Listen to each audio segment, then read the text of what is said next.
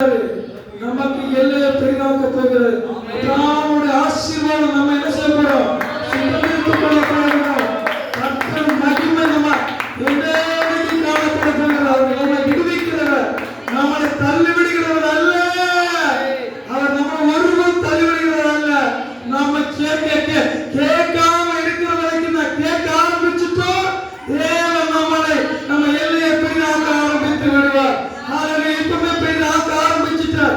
இதுக்கே கிடைக்காத சத்தியத்தை கிடைக்க எத்தனை பேர் இருக்கலாம். ஆனா இன்னைக்கு தேவன் சொல்லுகிறார், நமக்கு நம்ம எல்லையை பெரிதாக்க போகிறார். ஹல்லேலூயா, ஹல்லேலூயா, ஹல்லேலூயா. கர்த்தாவே என்னை பெரிதாக்க வேண்டும் என்று சொல்லி நம்ம இன்னைக்கு ஜெபிக்க போகிறோம். நம்ம மத்தியில் இருக்கிற ஐயா, என்னோட தகப்பனார் இருக்கிற ஐயா இன்னைக்கு வந்து உங்களுக்காக ஜெபித்து ஆசீர்வதிப்பார். தகப்பனை துதிக்கிறோம். இந்த பிள்ளைகளை கர்த்தர் ஆசீர்வதிக்கிறதுக்காக ஸ்தோத்திரம். ஆண்டவருடைய தேவனுடைய தாசர் சொன்ன வார்த்தையின்படி, ஆண்டவரே சபையின் ஊழியர் சொன்ன வார்த்தையின்படி வேலைகள் விரிவாகுவதாக, ஆண்டவரே இடங்கள் வாங்கப்படுவதாக, தேவன் சந்திக்கப்படுவதாக, பொருளாதார நன்மைகள் உண்டாவதாக, அடுத்தவர்கள் நான் பேசுகிறோம் அப்பா. ஆசீர்வதியின் நன்மைகள் உண்டாகட்டும். ஒரு மாற்றங்கள் ஜீவனுடைய சாட்சிகள் இருக்க கத்திரவை செய்வீராக. தெய்வீக ஆசீர்வாதம் நடக்கிற வார்த்தை கொடுத்த பிரதாசத்தை பயன்படுத்துவீராக. இயேசு நாமத்தில் பிதாவே, ஆமென்.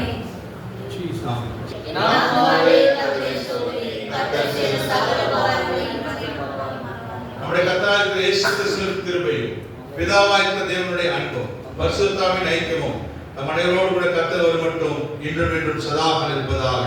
ஆமென். அல்லேலூயா.